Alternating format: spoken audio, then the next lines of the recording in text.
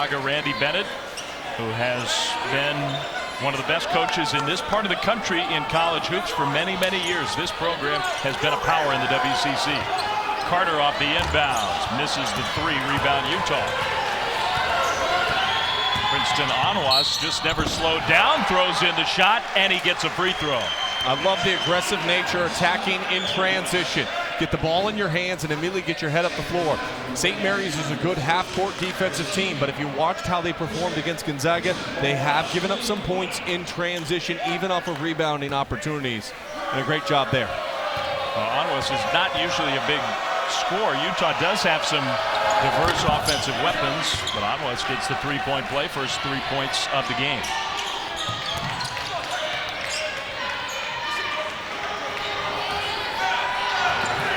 Pressure from Utah. St. Mary's Stephen Holt, who has the ball now, he's a capable ball handler and a very good player. They don't have that classic traditional point guard, though, on this roster. Good pass from Walker to Waldo, who missed the shot. Great help by Wright that time, sliding over from a weak side position to alter that shot attempt by Waldo. DeLon Wright, just a tremendous year for Utah. Off to Jordan Loveridge, who himself is a talented player. Outside shot is good for three. Randy Bennett described Loveridge earlier to one of their former players here as a Rob Jones, a stretch four that can hit you from the outside, and Loveridge is more than comfortable shooting that perimeter shot. Holt will attack, kick out to Carter. Good look for three. Air ball. Not even close. This start couldn't be any better for Utah. The St. Mary's, they struggled in their final home game in this building, fell behind early, and then never got their legs back underneath them against Gonzaga. Similar results in the West Coast Conference tournament in the semifinal meeting between those same two squads. Utah trying to take a page out of the Bulldogs' book here. The sophomore point guard Brandon Taylor fouled by Carter. So that's a personal against the Gales. And we're going to see our first substitution of the game already. Garrett Jackson off the bench for Randy Bennett. Pinot will take a seat. Jackson, a transfer from USC. Pinot, a true freshman in a different role than he's accustomed to, and you got to learn how to play through it, and you get a start. Sometimes you get a little over anxious. DeLon Wright, who has the ball, he'll go inside to Dalen Baczynski. Baczynski, very big, cut off by Waldo. Great interior defense by Brad Waldo. Really improved his footwork throughout the course of his career since he's arrived at St. Mary's. Loveridge thought about the three again. Guarded nicely by Jackson. Shot clock winding down, and they'll let DeLon Wright create. Loveridge hits it long two.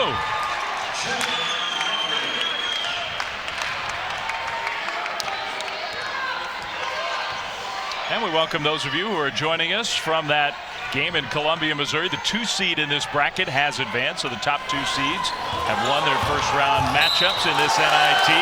Whistle, offensive foul against the Gales of St. Mary's. This has not been a good start for the 4th seed, the Gales. But it's been a great start for the 5 seed Utah. They have been superb in their defensive rotations, very crisp at the offensive end of the floor. Last possession, the shot clock is winding down. Able to execute and find a wide open shot. So far, St. Mary's 0 for 4 from the field and 2 turnovers. Well, the Gales, that's right. Their offense has been stagnant, and Utah has played well in the early minutes. Take a quick look at this portion of the NIT bracket. And again, this tournament is just getting started. Minnesota was challenged at home by High Point, but advances. Missouri, same story. They managed to beat Davidson. So the 1 and 2 seeds are through. The winner of this game will meet Minnesota. Dave Fleming alongside Sean Farnham. Sean, this Utah team, the overall wins and losses, impressive, but not overly so. So many close losses. I think the talent level on this Utah team is pretty high. It is a high ceiling for this team, not just what they were able to accomplish this season, potentially in this NIT tournament, but I think really moving forward into next season, this is a team that people are going to have to pay attention to, not just in the Pac-12, but overall. I think Larry Kostoyak has done a great job building this program up in his 3rd season, and wins on the road have been difficult for them. They don't have many of them, just 2 of 8 on the season. The NIT offers more opportunities for Utah to learn and become a battle road tested team, which is the next step they need to make if they want to be an NCAA tournament team. Yeah, that overall record you saw for Coach Krystkowiak it just doesn't tell the whole story. Utah's program was in shambles when he took over, and here they are 3 years later. They had a real chance to make the NCAA tournament. They won a lot of impressive Pac-12 games, and they're off to a very impressive start here tonight as Taylor hits the three. Their shoot around today, you and I were there, and we saw the way they were able to execute and how focused this group was. I left very impressed with Utah's mental approach to this contest. And you can see the intensity from their head coach, who was an all-time great player at the University of Montana, one of the best players in the history of the Big Sky Conference, had a nice NBA career, has been an NBA head coach. He's a basketball lifer, and he is an intense guy on the sidelines. St. Mary's trying to get the ball inbounds, and even that not easy in the early minutes of this one. They have not yet scored on their home floor. Waldo looking to set a screen. Holt just knocked Taylor down, didn't get whistled, and then missed the shot. Rebound Utes. Anwas in transition. Anwas off the glass, too strong. But I like the aggressive nature. You're looking to attack, you're on the road, you're up 11-0. You just keep going, assert yourself. That's how Utah's got this lead. Finally, three for the Gales, the first points of the game for St. Mary's. And Stephen Holt is the guy that can hurt you from the outside. First team all WCC. He struggled a little bit with his shot over the last 3 games, just 30% from the field, but overall in the season, 44% from beyond the arc. Loveridge against Bo Levesque. I think Utah likes that matchup. That's a travel. A good defense by Bo Levesque. He held his position against Loveridge, but it's been all about Loveridge and the Utes in the early stages of this one. ESPN's exclusive presentation of college basketball is brought to you by Audi, Truth in Engineering, Allstate, Are You in Good Hands? And Dove Men Plus Care. Tough on sweat, not on skin.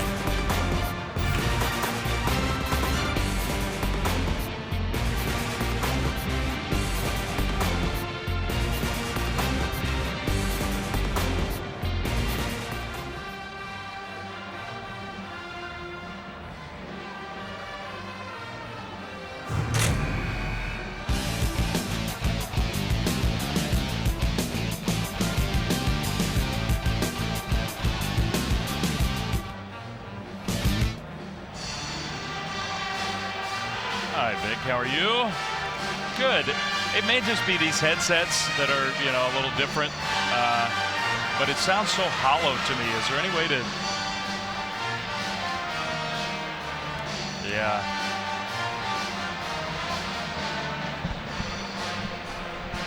Okay. Well, I'll try that and see. Okay. Okay. All right.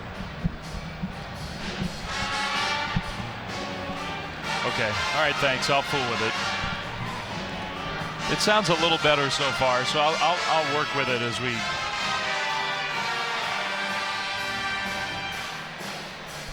Yeah, I sound wonderful.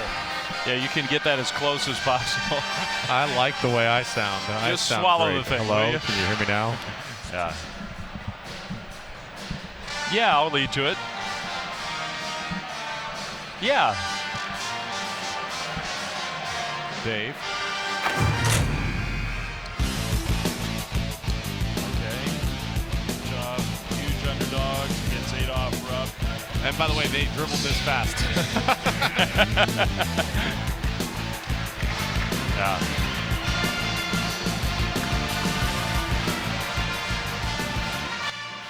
Yeah.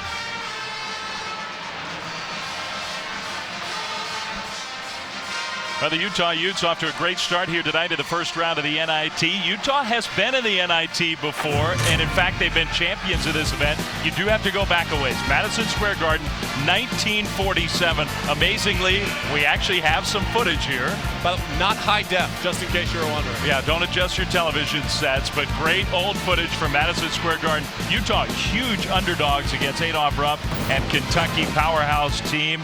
And Utah won that NIT title. There are several teams in this field this year who are former champions. 1947 for the Utes. A great job by our crew and our staff here to get that video. And it puts a little historic reference into this basketball game. And for Utah, they're hoping to get back to Madison Square Garden. It's a big part of the allure of this tournament. You talk to all these kids, and what do they think about the NIT? Let's go to the big city. Let's go to New York and get a chance to play a couple games there. You know, I've never been to Madison Square Garden. It's one of the very few venues in this country I have never been inside before. One day, I want to be there. Partner, we got to change that. We will change that. I'm making a phone call. Waldo in transition. Misses the shot, tips his own miss in. And maybe the Gales, Sean, are going to start to pick things up. Back-to-back possessions where Bo Levesque, who's checked into this game, he did not start tonight. He had pneumonia coming off the WCC tournament. He's played excellent defense on Loveridge. Brendan Taylor, the point guard, sophomore, who emerged as a freshman last year. And this is the mismatch. And a very difficult assignment for Walker. I try to free up Wright off this one. Yeah, DeLon Wright was one of the best players in the Pac-12 this season. Shot clock winding down. Wright's an excellent passer. Loveridge with the shot fake and then threw it away. One too many passes that time for Loveridge. Great look. McCoy in transition, fouled hard. McCoy couldn't finish, but he will go to the free throw line. You like the unselfishness if you're Utah to an extent. You have to be a little bit selfish. Late shot clock situation. Loveridge has the ball in his hands and a wide open jumper from the free throw line. That's near automatic for him. Yeah. You turn that down and you turn it over. Now you give an opportunity for a team that's been struggling to shoot the ball. Just 22% to start the game. 2 of 9 from the field. And yet a made free throw here puts them down 11-7. A 4-point differential, 2-possession game. And both free throws good. Free throws have not been kind to the Gales of late. This is a program that, under Randy Bennett, has been built on great shooting from the outside, shooting at the line. Wright had it stripped away.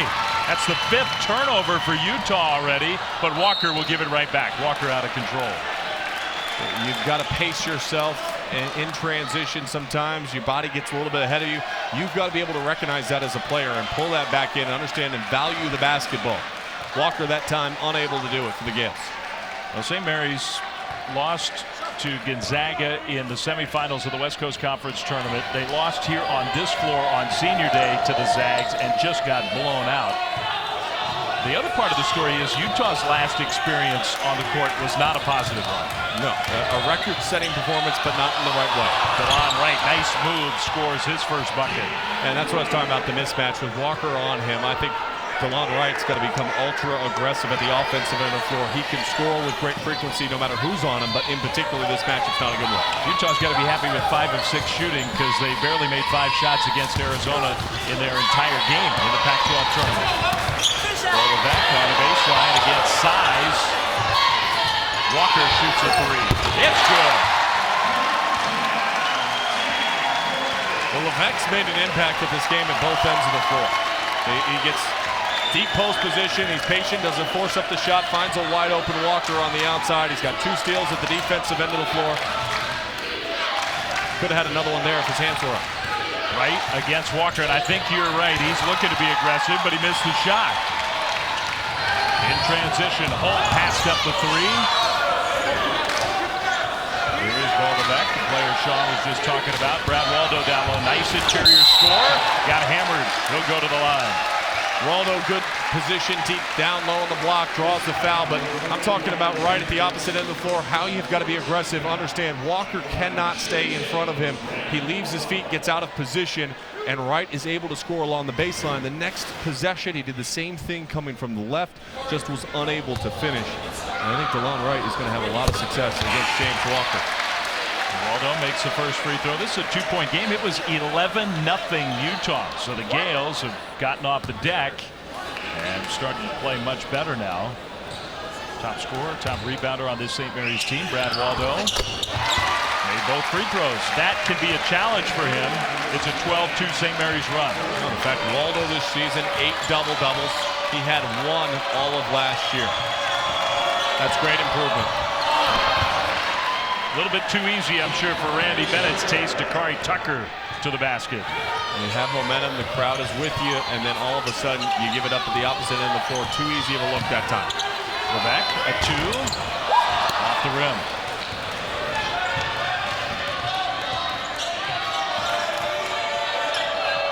Taylor along the baseline. The ball was kicked as he tried to get it to Hanan Lenz. There is the head coach of the Gales, his 13th year in Moraga, Randy Bennett. That last possession was great execution for Utah, the way they were able to elevate the defense and get the backdoor cut. I like this Utes team where they're at right now, and I really like the future projections when you look at the pieces and not losing much from this year. In fact, they didn't lose any of their key players heading into next season. A team that had some impressive wins, Utah, and some very difficult close losses against good teams. Taylor, pull up, no good, right there for the rebound, and then he got fouled. Well, good job getting the foul in that last possession. A good job spacing out the floor. As this ball gets forwarded up, you're going to space out to the wing, and it's that backdoor cut. You lose the guy already, and then your defense is on the high side there, and when you get caught on the high side like that, that's when you really start to struggle. That spacing that I showed you there as we zoomed in, that's what gave up the layup. Right, looking to get it in. The quick shot for Loveridge is good. He can play. A good start for Loveridge in this one. 7 points early. He's 3 for 3 from the field. Should have taken a couple extra shots. Passed up some open looks. I think when he's open, Utah wants him to shoot the ball. Levesque, He's got to shoot that shot. Did not. Levesque, tougher shot, and it didn't go. The tip is good. Matthew Hodgson off the bench. Well, Bo Levesque on his career is over a 40% three-point shooter. He's down about 11% this year from beyond the arc, and a lot of it has to do with hesitating on those type of looks. That's an offensive foul. It'll count as a Utah turnover. Bo Levesque and his Gales back in this game. Timeout in Moraga, down 3.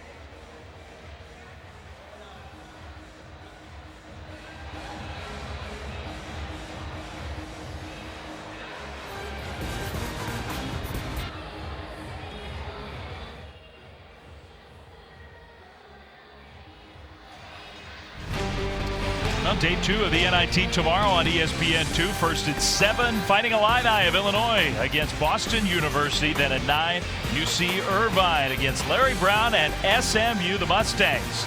First round of the NIT tomorrow on ESPN2. First round got underway here tonight. Here's a look at the scoreboard. Anything, Sean, stand out to you? Well, Robert Morris, second year in a row as an 8 seed. They've been able to knock off a 1 seed. That in St. John's tonight.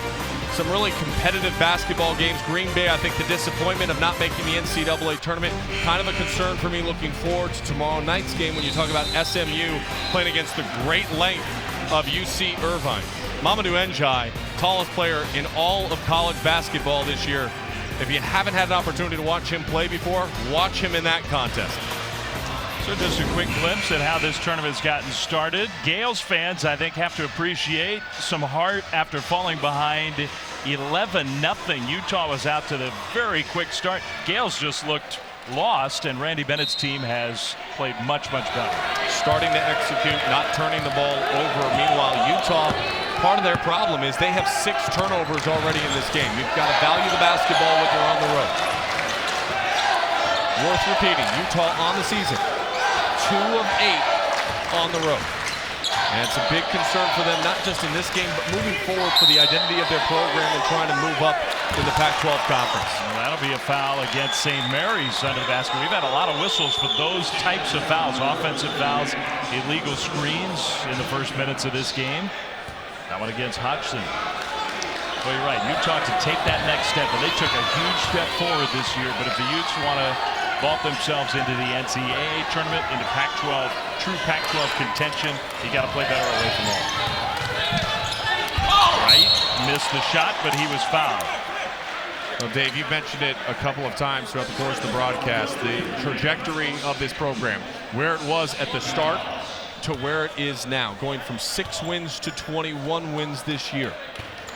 And that's why people around Salt Lake City are excited about the direction of this program and finding players like DeLon Wright, who can come in and make an immediate impact. The junior college transfer has been absolutely sensational this season. Yeah, I think he always enjoys coming back to the Bay Area. Played at City College San Francisco before coming to Utah. His brother, Darrell Wright, I think really made a name for himself in the NBA with the Golden State Warriors, just a few miles from here in Moraga. So in some ways, this is his basketball home. Well, you think about it in college, all the college basketball in Division I. DeAndre Kane and DeLon Wright are the only 2 to average 15-plus points, 6-plus rebounds, and 5-plus assists per game. That's pretty remarkable. He's shooting 57% from the field for the year. And that's with shooting 23% from beyond the arc. So what is his numbers inside the arc? He's averaging about 68% inside the three-point arc. Holt Carter gave up the open 3 and then threw it right to Utah. Anwas, good lead pass, and Wright finishes. How do you shoot 68% inside the arc? You attack the rim. And an excellent job in transition, taking a turnover and immediately bringing it to points for Utah. Beck in the lane against the shot blocker, had his shot partially blocked, and then Baczynski tapped it back to Anwas. That's a whistle and a foul against St. Mary's. St. Mary's only 3 turnovers on the game. This was number 4, and you watch the drive, late shot clock, should have taken that shot up. Instead, you leave the lane open in transition. The defense is not spaced properly on the backside, and Wright's able to finish. Already 7 team fouls against the Gales, so an open court foul. And it's 1-on-1 free throws for Princeton. Anwas, the junior from Houston, way off the mark on that one. And just 42% from the free throw line on the season. I think he should work on that in the offseason. And I imagine he will. Walker 3 is good. He's hit 2 of those in the first half. Utah almost turns it over again. Right down the lane. Right missed the shot. Waldo rebound. He was pushed. Well, Brad Waldo takes up a lot of space underneath. Wright shot that time a little bit off balance, floating away from the rim, unable to finish. Waldo corrals that rebound down. He's got great hands for a big guy. Got a lot of practice with Matthew Dellavedova as his lead guard, pick and roll situations, catching the basketball. And if you've never watched Brad Waldo before, he does wear those fang mouth guards. It can be a little disconcerting if you don't know what you're looking at. Beck missed the 3. Ball off the mark. In the early minutes, he's 0 for 5 from the floor. Dogby, freshman, native of Germany. Utah thinks he can be a good player, given some time. Had a season high 12 points against UCLA. Loveridge for 3. Off the rim, Waldo. Nice defensive rebound.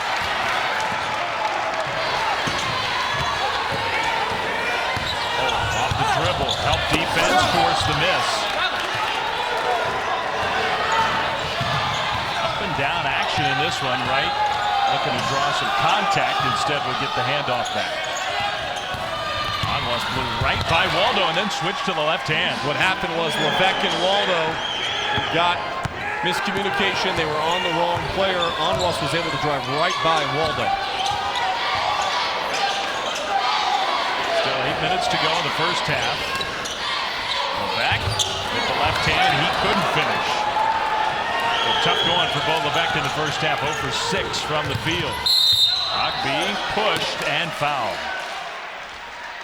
So that sends us to another timeout here in Moraga. The Utes out of the Pac-12 with a 23-17 lead.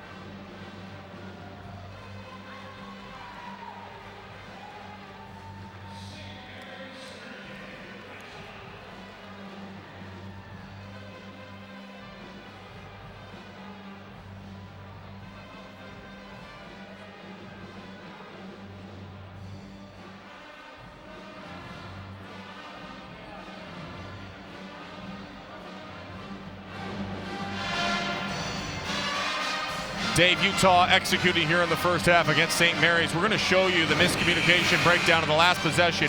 Here we see deep in the corner. There's the wide open man. The miscommunication leaves his back lane open, and as Brad Waldo goes out to the corner, you're going to see the drive-by and the easy finish.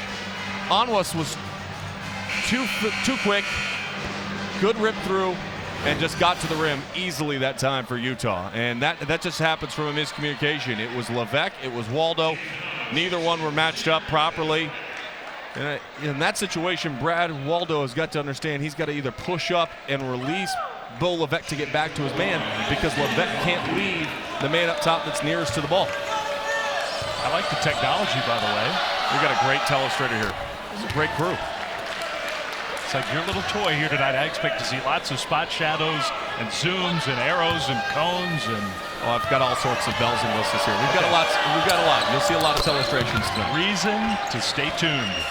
Free throws good for Utah, up by 8. That and the fact that you've got two teams representing two conferences on the West Coast that carry a great deal of pride. And the West Coast Conference has two teams in the NCAA tournament. When you look at Gonzaga and their consistency, BYU getting in this year, a lot of people thought they were going to be one of those last couple teams in. Ended up they were in very clean, didn't have to really sweat at all.